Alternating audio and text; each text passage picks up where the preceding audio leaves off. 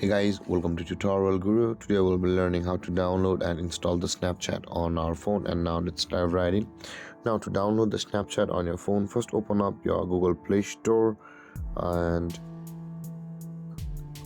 after you open up your Play Store, guys, at the top of the screen you can see there is the search bar. Tap on it and search for Snapchat and search on it, and you can see, guys, there is the Snapchat option available for us on the first, but at the right side there is the open button because I have already downloaded and installed it, guys. But if you have not installed it yet, you can see the install button at the top of the list on the another app.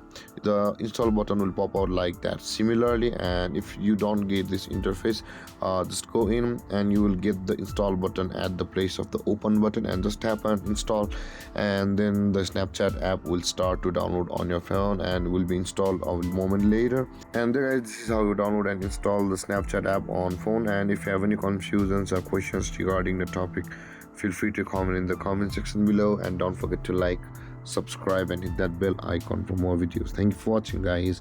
Peace.